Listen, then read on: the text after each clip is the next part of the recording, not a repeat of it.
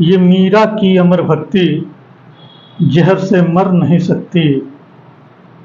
ये झांसी वाली रानी है, किसी से डर नहीं सकती। मदर टेरेसा, लता, ये कल्पना, ये सानिया मैरी। असंभव क्या है दुनिया में जो बेटी कर नहीं सकती। आज हम बात करने वाले हैं एक ऐसी ही बेटी की जिसने जूनियर रिसर्च फेलोशिप यानी JRF में 99.92% परसेंटाइल है। इनसे बात करके हम ये जानेंगे इनके सफलता का राज क्या है। यह साक्षात्कार भविष्य के विद्यार्थियों के लिए मील का पत्थर साबित होगा, ऐसा मेरा मानना है। और आप देखना शुरू कर चुके हैं मूल बिंदु। मैं हूं अनुपम आनंद। अगर आपको यह कार्यक्रम अच्छा लगता है तो इस वीडियो स्क्रीन के नीचे सब्सक्राइब का बटन बना हुआ है, जिसको सिर्फ एक बार दबाने से चैनल सब्सक्राइब हो जाएगा। इससे फायदा ये होगा कि आने वाली वीडियो का पता आपको अपने आप चल जाएगा। आप हैं विदुषी राय और हम आपका इस कार्यक्रम में हार्दिक स्वागत और अभिनंदन करते हैं। Thank you. सबसे पहले आप अपना अब तक का जीवन परिचय दीजिए, अपने माता पिता एवं परिवार के बारे में बताइए, अपने बाल्य परवरिश के बारे में बताइए। मेरा जीवन भी बाकी मिडिल क्लास लोगों जैसा ही था, जैसे हर परिवार में होते हैं। था या है? मेरी अपब्रिंगिंग वैसे ही परिवार में हुई। मम्मी थी, पापा थे और एक छोटा भाई थे यानी है मतलब मम्मी है, पापा है। हाँ, सब लोग हैं। हाँ। वैसे ही हमारी अपब्रिंगिंग हुई जैसे हर मिडिल क्लास में होती है। मम्मी BTC में प्रिंसिपल है और पापा LIC एजेंट हैं। तो मम्मी ने बचपन से ही पढ़ाई पे बहुत जोर दिया, बहुत फोकस किया आपकी पढ़ाई पे। तो जैसे बोला जाता है कि घर से ही शुरुआत होती है पढ़ाई की, पहली शिक्षिका माँ ही होती है।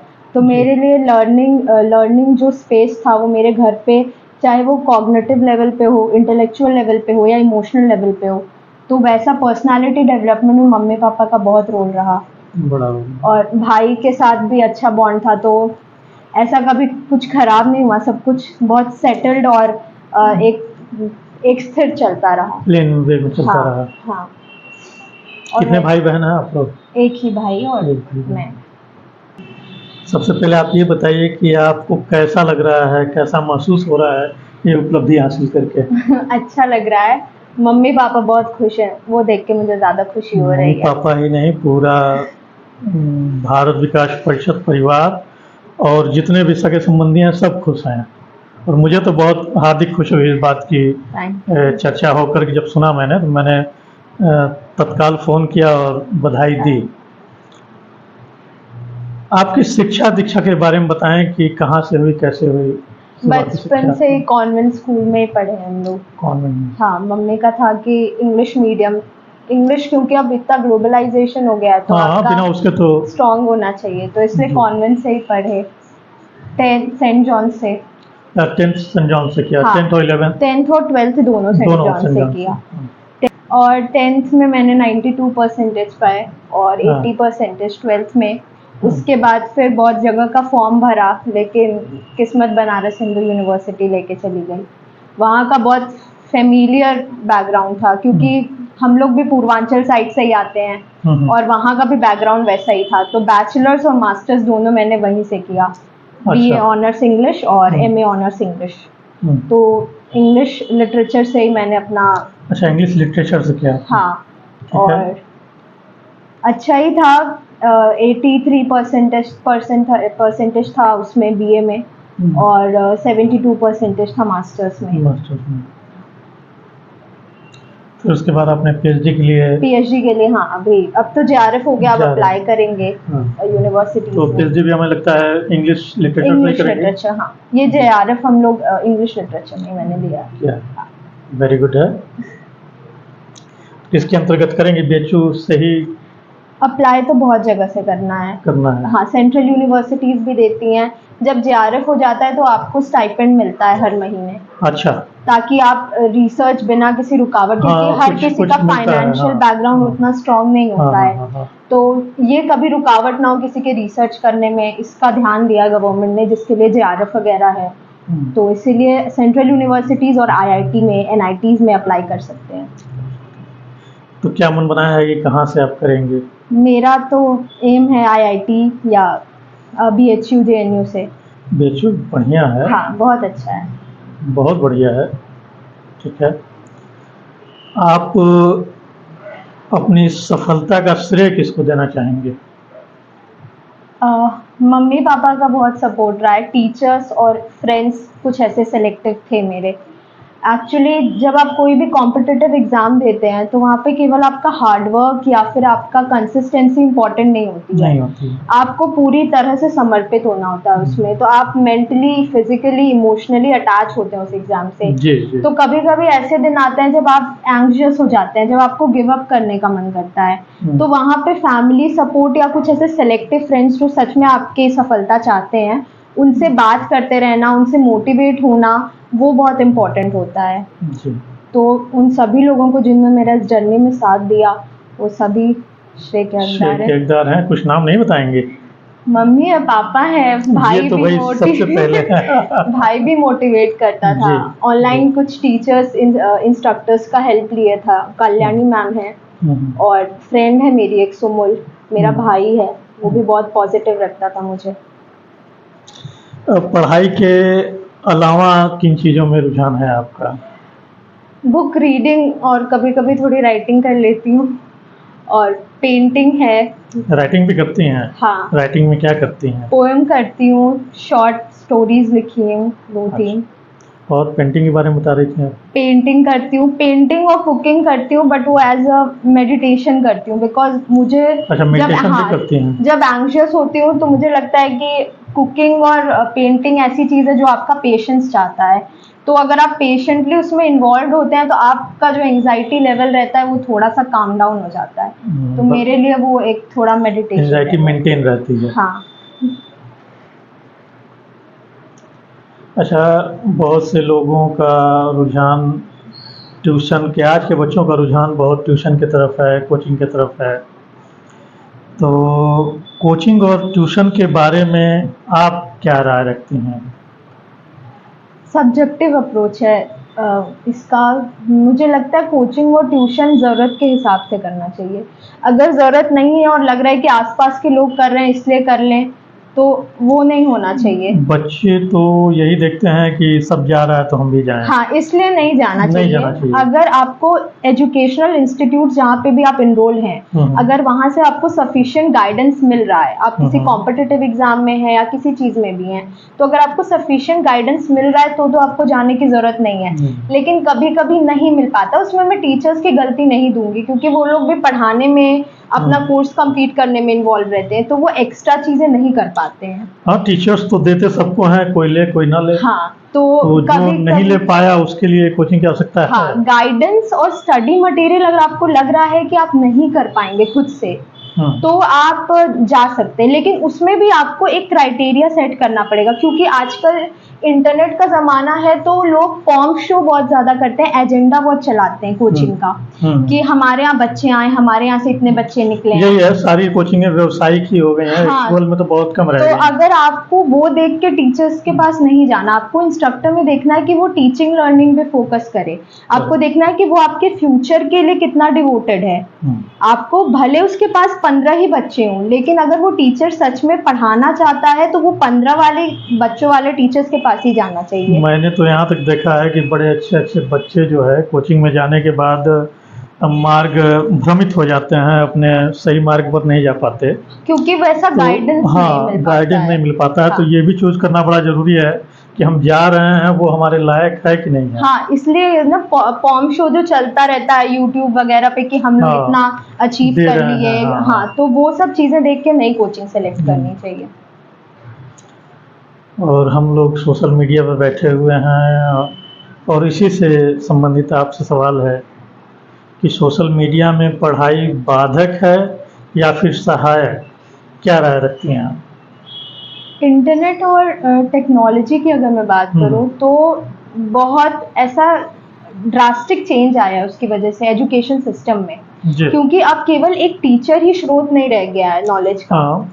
पूरा इंटरनेट एक सागर है। आपको अब बात यह है कि एक लर्नर क्या लेना चाहता है और कितना लेना चाहता है। अगर वही एक बच्चा जो उसको पता है कि उसको पढ़ाई करनी है तो वो इंटरनेट पे टाइम अपना पढ़ाई के लिए डिवोट करेगा। वहीं दूसरा बच्चा जो है वो उसको नहीं पता है तो वो इधर उधर की चीज़ें अवेलेबल ही रहती हैं टाइम वेस्ट करने के लिए। और सोशल मीडिया की बात रही तो मैं डिटॉक्स करने के लिए प्रेपरेशन के टाइम पे मैं छोड़ दी थी सोशल मीडिया। बहुत मेरे फ्रेंड्स यूज़ करे थे और उनका भी रिजल्ट अच्छा आया, बट मेरे लिए 100% किसी भी चीज़ को देना इम्पोर्टेंट है। जो आपने पढ़ाई की अपनी वो सोशल मीडिया को छोड़ करके? हाँ, मैंने यूट्यूब और गूगल क्रोम का हेल्प लिया था पढ़ाई के लिए। अच्छा। बट उसके अलावा जैसे इंस्टाग्राम होता है, ट्विटर, स्नैपचैट वगैरह वगैरह जो चीज़ें एसेंशियल नहीं, मुझे नहीं लगता अगर सोशल मीडिया किसी विद्यार्थी के जीवन में ना हो तो कोई बड़ा चेंज आ जाएगा। कुछ अगर सोशल मीडिया आप यूज कर रहे हैं या नहीं कर रहे हैं, हमारी लाइफ में उसका कोई कंट्रीब्यूशन नहीं है। यानी बच्चों को, जो पढ़ने वाले बच्चे हैं, उनको सोशल मीडिया से दूर रहना ही भलाई है। हाँ, क्योंकि वहाँ पे हेट स्पीच भी बहुत होती है, नेगेटिविटी भी बहुत होती है। और विद्यार्थी को अपना जो एनर्जी है वो आपके पास एक फिक्स्ड अमाउंट ऑफ एनर्जी होती है। दंड पाणिनि एक गुरु हैं ऑनलाइन, उनका शोज जैसे इन सब चीज़ों में इन्वेस्टमेंट अगर आप कर रहे हैं ऑनलाइन तो वो कहते हैं कि आपके पास एक फिक्स्ड अमाउंट ऑफ एनर्जी है, वो आपको कहाँ स्पेंड करना है वो आपको पता होना चाहिए। फिक्स अमाउंट ऑफ स्पेस है आपके दिमाग में। हाँ। अब उसमें आपको पढ़ाई के समय पढ़ाई की चीज़ें ही भरें, नहीं तो मान लीजिए कप में चाय भरी हुई है और फिर उसमें आप चाय डालेंगे तो बाहर ही गिरेगी। सही बात है। तो जब कूड़ा करकट आपके दिमाग में भर गया है तो अच्छी बातें अंदर घुसेंगे नहीं, तो फिर आप पढ़ाई में फेल हो जाएंगे। तो आपने एकदम सही बात कही कि सोशल मीडिया से दूरी बना के रखना ही विद्यार्थियों के लिए पहला कदम होना चाहिए। आगे क्या एम बनाया है आपने, क्या करना चाहते हैं? रिसर्च करना चाहते हैं, रिसर्च की फील्ड में कंट्रीब्यूशन देना चाहते हैं। अब तो ह्यूमैनिटीज़, पहले के टाइम लोगों को लगता था कि आर्ट्स है, आर्ट्स में क्या ही पढ़ना है, लेकिन अब तो ह्यूमैनिटीज़ ने इतना कुछ उसमें डेवलप हो गया कि डिजिटल ह्यूमैनिटीज़ से लेके मेडिकल ह्यूमैनिटीज़ तक हर जगह अब चीज़ें फैल रही हैं। तो मेरा तो यही एम है कि एक इम्पोर्टेंस वो मेरा इसमें एक रोल प्ले करें, हम एक नई पीढ़ी को एक प्रोफेसर बन के गाइड कर सकें, इतना केपेबल हो जाए। आप प्रोफेसर बनिए, आपको बहुत बहुत शुभकामनाएं है कि प्रोफेसर बनिए और आगे आने वाली जनरेशन को बढ़िया से पढ़ाइए और उस लायक बनाइए कि आज हम सब आपकी तारीफ कर रहे हैं, कल आपके शिष्यों की सब तारीफ करें। अपने जूनियर विद्यार्थियों के लिए क्या संदेश देना चाहेंगे आप? मुझे लगता है कि 3 चीज़ें बहुत इम्पोर्टेंट होती है। पहला आपका पेशेंस, आपके जर्नी में आपको हासिल नहीं करना है इसलिए कि मुझे एंड गोल क्या चाहिए, आप हमेशा ये मत सोचिए। अपनी जर्नी आप इंजॉय करिए, पेशेंटली आप जो भी पढ़ रहे हैं उसको खुशी, आप पहली बात तो कि आपका जो भी जर्नी होना चाहिए आपके उसमें हैप्पीनेस बहुत इंपॉर्टेंट है। आप उसको बोझ लेके पढ़ेंगे तो आप कभी कुछ अचीव नहीं कर पाएंगे। कंसिस्टेंट होना बहुत ज़रूरी है कि आज पढ़ा 5 घंटा, कल पढ़ा 1 घंटा, तो ऐसे नहीं होगा। आपको चीज़ें अपनी प्लान्ड होनी चाहिए। एक स्टूडेंट लाइफ को प्लान होना चाहिए कि इतने बजे उठना, इतने बजे खाना, इतने बजे पढ़ना है, इतने घंटे मुझे इस टाइम से इस टाइम पढ़ना ही है। तो आपका ब्रेन, आपका बॉडी ट्रेन हो जाता है। तो ये भी कंसिस्टेंसी भी बहुत इंपॉर्टेंट है और सबसे इम्पोर्टेंट तो हार्ड वर्क है। आपको कोई कितना भी मटेरियल दे दे, आप किसी भी कोचिंग में चले जाइए, कहीं से भी कुछ भी कर लीजिए, लेकिन आप मेहनत नहीं जब तक करेंगे तब तक नहीं कुछ होगा। तो वो भी बहुत इम्पोर्टेंट है। यानी आप अपने जूनियर विद्यार्थियों से कहना चाहते हैं कि धैर्य बनाए रखें, एकाग्रता रखें और हार्ड वर्क करें। हाँ, और जर्नी को एंजॉय करें। ऐसा कुछ हमेशा एंड गोल क्या होगा वो मैंने एक हरिवंश राय बच्चन जी की एक पोयम है, वो मुझे बहुत मोटिवेट करती है। वो बोलते हैं कि असफलता एक चुनौती है, उसे स्वीकार करो, कहाँ गलती हो गई देखो और सुधार करो, जब तक न सफल हो नींद चैन को त्यागो तुम, संघर्ष का फील्ड मैदान क्षेत्र देखकर मत भागो तुम। नौका नदियों से डर के नौका पार नहीं होती, कोशिश करने वालों की कभी हार नहीं होती। तो अगर आप किए बिना जय जयकार नहीं होती, कोशिश करने वालों की कभी हार नहीं होती। तो अगर आप आज फेल हो रहे हैं, दैट डजंट मीन कि आपकी उतने दिन की मेहनत वेस्ट गई। तो अगर आज आप फेल हुए हैं तो आप ये समझिए कि आपने एक्सपीरियंस गेन किया है, आपने कुछ सीखा है कि आपको क्या स्टेप लेना है, क्या स्टेप नहीं लेना है। इंसान कभी फेल नहीं होता, कभी फेल नहीं होता है। वो बस उस चीज में ये जानता है कि ये काम ऐसे नहीं हो सकता है, अब इसको परिवर्तित करके दूसरे तरीके से किया जाए। हाँ। फेल की बस यही उदाहरण है कि उस कार्य को उस तरीके से नहीं किया जा सकता, उसके लिए दूसरा तरीका अपनाना पड़ेगा। और माइंड को भी टेम करना बहुत जरूरी है, क्योंकि दिमाग आपको हमेशा बोलेगा कि तुम केपेबल नहीं हो, तुमसे नहीं हो पाएगा। जॉन मिल्टन ने एक लाइन कही है कि the mind has its own place and it can make heaven of hell and hell of heaven. मतलब आपका ही दिमाग आपके सामने सब कुछ अच्छा है और वो सब कुछ खराब कर देगा, और सब कुछ खराब है और वो सब कुछ अच्छा सोचने की कैपेबिलिटी रखता है। तो माइंड को कंट्रोल करना चाहिए। तो बिरसी जी, आपसे बात कर बड़ा अच्छा लगा, और आप इस कार्यक्रम में आई, आपने अपने सुझावों को सबके सामने रखा, अपने जूनियर विद्यार्थियों के लिए भी बड़ा अच्छे अच्छे सुझाव रखे। आपको आगे की जर्नी के लिए बहुत बहुत शुभकामनाएं। मैं बहुत खुश हूँ आपके। थैंक यू बुलाने।